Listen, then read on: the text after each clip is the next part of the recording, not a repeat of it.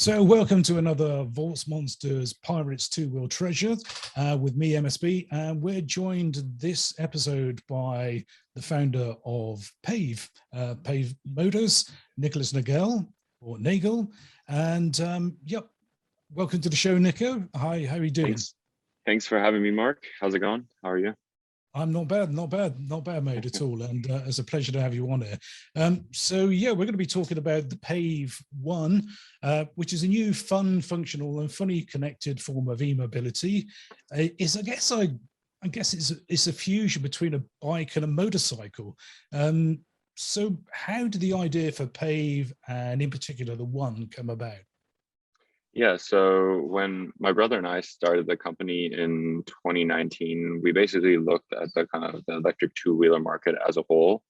And we felt that there was not really anything that excited us for one. And also there was not really any innovation from a design perspective that's like something that's unique, but also functional. So on one hand, you had kind of the high class expensive e-bikes that you still had to pedal. And then on the other hand, you had kind of companies that were coming out with new scooters and motorcycles, but mostly replacing the combustion engine with the electric drivetrain. So we kind of thought that there's something new that can be done there, and basically create a fusion between the two. So kind of taking the good aspects of a bicycle, so it's lightweight, user-friendly, and in general simple to ride, and combining that with the good aspects of an electric motorcycle or motorcycles in general. Basically, like you still get that excitement and that exhilarating feeling when you ride the bike, and that's how kind of the concept came together. We concepted out, I think, the 50 different designs, built 7 prototypes, and are now basically gearing up for production beginning of next year here in the US. And then our plan is to move to Europe as well towards the end of next year. End of next year, fantastic. Well, we're really looking forward to seeing the bike in Europe, most definitely. It's a really innovative design, and best described as minimalist. Is this just purely aesthetic, or was there more of a functional reason behind this? Well, yes, it's a combination between aesthetics and functionality. So for example, like the frame itself, we really try to keep it to the bare essentials. So it's an open frame. We're using aircraft grade aluminum. The battery is located under the seat, and all the cables are basically hidden. So the battery is located under the seat, so it's locked away because it's the single most expensive part of the bike.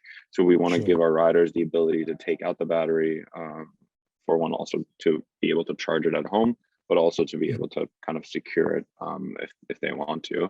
And if they want to leave the bike outside with the battery, they can be sure that it's locked away in the bike. So those are just, for example, those are the things that we've been kind of thinking about when designing the bike, and also trying to build as much functionality into it as possible. We're currently exploring some different storage options.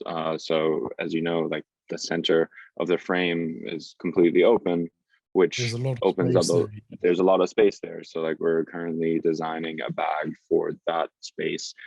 We're looking at a front rack, a rear rack, a side storage. So really trying to, offer our riders as many opportunities to then also customize their bike with these accessories. Sure, yeah. So I guess there's a lot of opportunities there, and sort of, like you say, the customization for either commuting, and I guess it would probably tick the boxes as well for sort of last mile delivery services. Yeah, exactly. So that's something that we're looking at in the future, where because we'll have like a rear rack and front rack, obviously for delivery services, this will be like a great solution as well. Fantastic. Yeah. And you mentioned the battery charges is going to be removed from the bike when it's charging. Could it be charged in the bike as well, or is that something which is sort of quite clearly locked away there? For now, it's only you have to take the battery out to charge it. We have been looking at potentially also offering a second method of charging by basically plugging something directly into the bike. But for now, we're going to keep it that you have to take the battery out and charge it at home. And maybe that in a future version where we'll add that second method of charging if we feel like a lot of our riders have been asking for that. So sure. And I guess being sort of as an urban machine, then it's the functionality suits for the battery to be removed and then taken inside an apartment or a flat or whatever. So you haven't got that issue with on street charging there.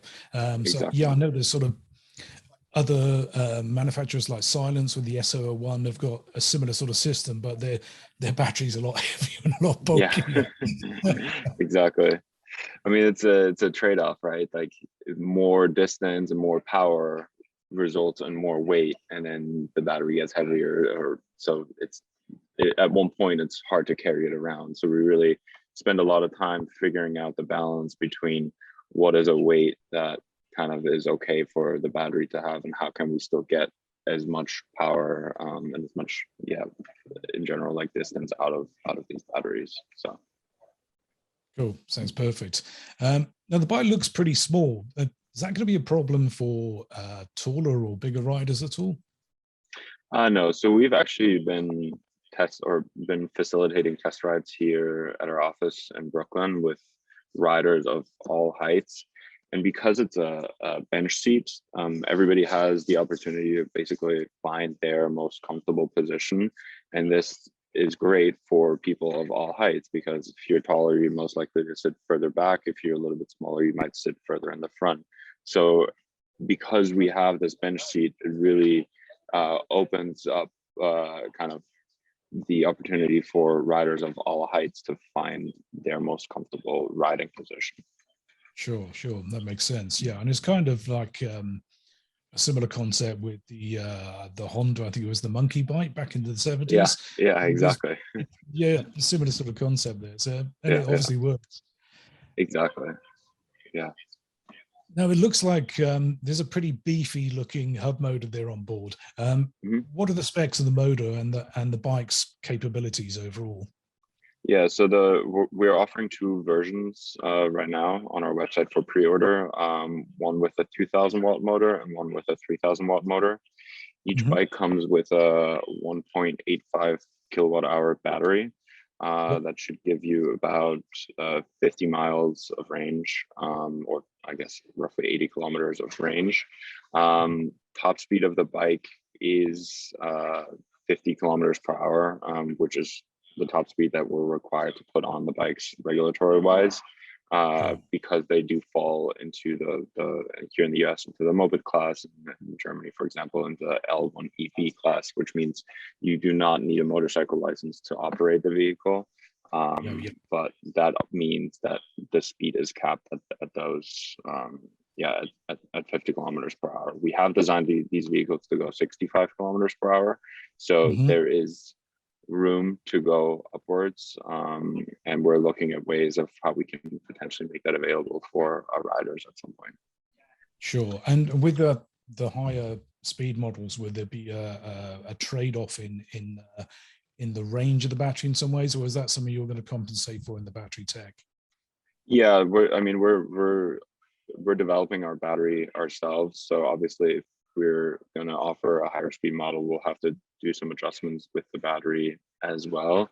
As of now, all the stats that we list on our site and that we market are based on the 50 kilometer speed limit, 50 kilometer per hour speed limit.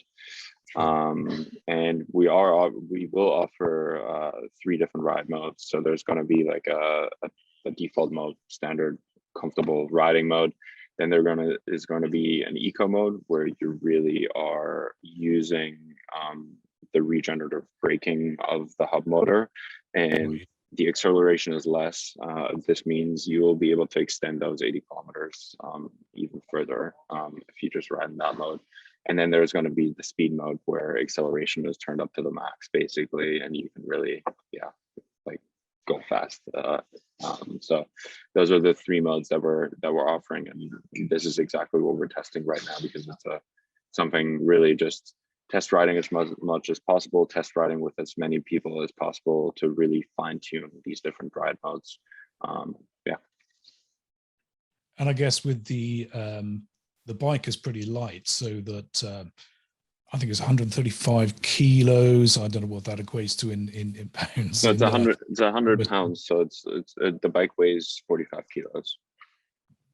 45 kilos, right? Okay, so that's, I'd imagine with the higher speed spec, then that acceleration is going to be, that's going to be quite good. Exactly. I mean, and this is the cool thing, because these bikes are so light. It's a completely different ride feeling. I mean, if you compare that to your standard Vespa that weighs 225 pounds probably, we weigh like more than half of what a standard Vespa weighs. So it's really a different ride feeling, and then getting that acceleration and feeling that motor is incredible and really, really fun. Sure. Yeah, no, it sounds like it's going to be good fun. And I like the fact that you've got the different drive modes on there.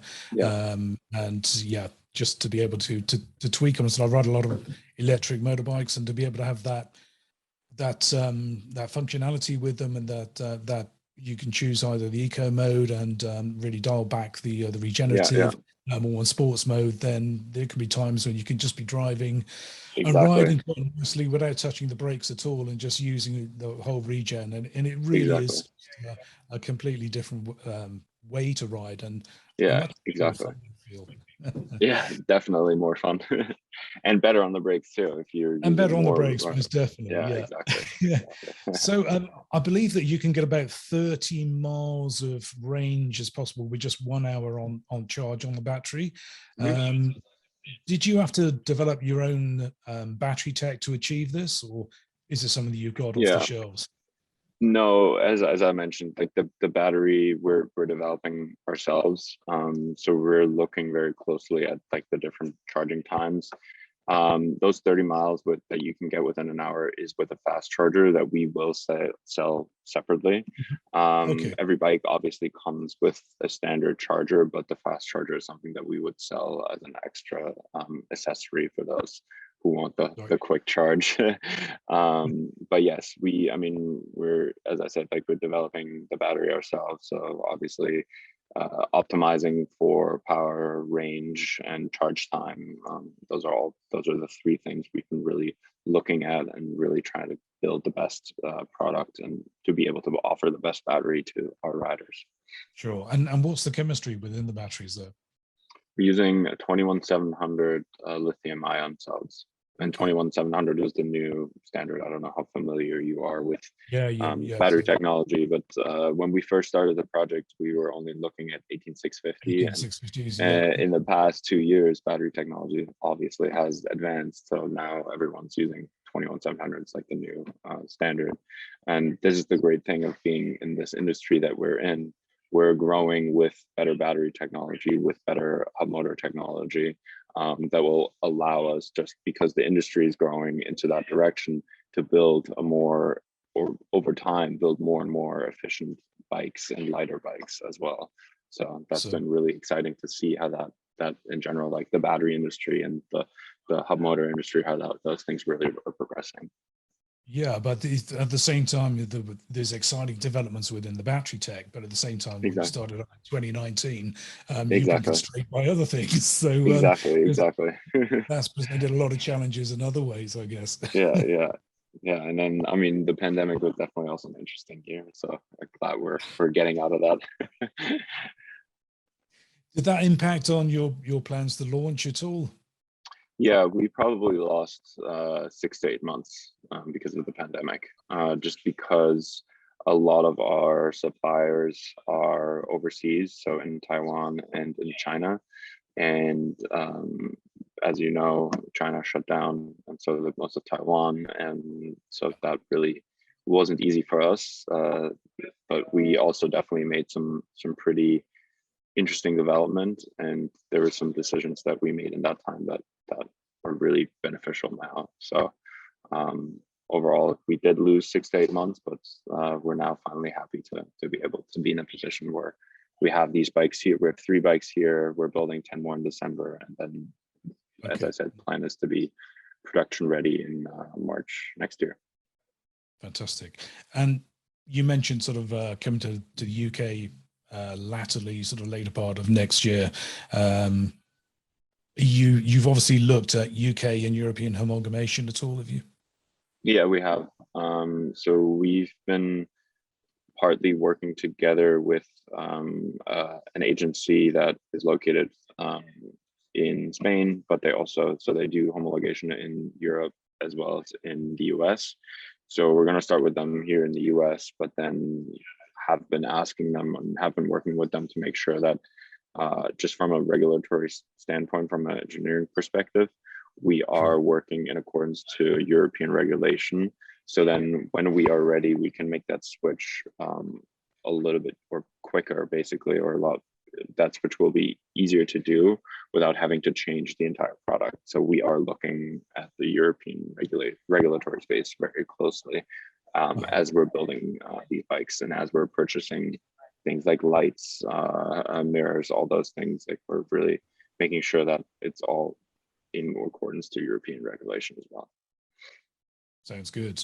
Now you also, I believe, opening up and sort of making plans for the sharing or rental area. Now you've taken quite a radically different approach to other mobility networks commonly used by connected cars and e-bikes and rental scooters, etc. In as much as that you're using a private Ethereum-based network. So tell us a little bit about that. Yeah, so what we basically did is the way the bike is connected to the outside world is based on a private Ethereum network. Each bike itself is its own light node that is able to verify certain transactions, such as locking and unlocking of the bike. And so this is great because you will not need internet connectivity to lock and unlock your bike with your phone, in theory. And because we're on a decentralized network, there's some other interesting features that we're working on building into the bike. So you can unlock the bike, you can monitor your bike using your phone. There's anti-theft features. So if your bike was to get stolen, you can track it and you'll know what's going on. And then you can also share your bike with other people in the Pave community, and you have the ability to interact with them. So say I purchase a bike, I'll tell you to download the app. I can say, okay, hey, Mark, I want to rent my bike to you. I only want you to use it within this radius, and I'm going to charge you based on the distance you've driven. And just so we make sure that you take these rules seriously, I want you to put down a deposit of, I don't know, $1,000 or 0.5 Ethereum. And if you break those rules, that deposit is gone. And yeah, that's kind of how we're basically giving our riders the opportunity to build out their own private sharing network. Okay, so presumably they'll be paid in Bitcoin or Ethereum or some sort of equivalent. Yeah, so in the first instance, it'll be crypto based. So it's gonna be Bitcoin, Ethereum, and then whatever other cryptocurrencies we think are interesting to add. And then as a second step, we'll also make sure to add fiat payments because we do understand, obviously, there's a lot of people that are not in the crypto space yet. So we want to give those people the opportunity to also monetize their bike. Fantastic. Sounds exciting. So then there must have been a lot of challenges that you faced in developing that technology. Yeah, I mean, developing that hardware module that that builds out that connection, so that has all the sensors in it, that has the Bluetooth connection, that runs the software, and that was really one of the harder things we've developed. And we were looking a long time. We were looking for like off-shelf components, but there really was nothing on the market, so we had to develop that ourselves as well. But yeah, it's been good. I mean, the last like I would say 3 months, we've really been making some fantastic progress on that, and really have been testing the network as a whole, which is super exciting. It sounds like a really exciting project to work on. Yeah. So with the base of the sort of the crypto tech and the NFT tech that you've been developing, do you think there's other opportunities for Pave and other models or other technologies within the tech that you're developing? Yeah, certainly. I mean, I think that as for now, we're launching as a D2C bike, right? You buy the bike, you own it.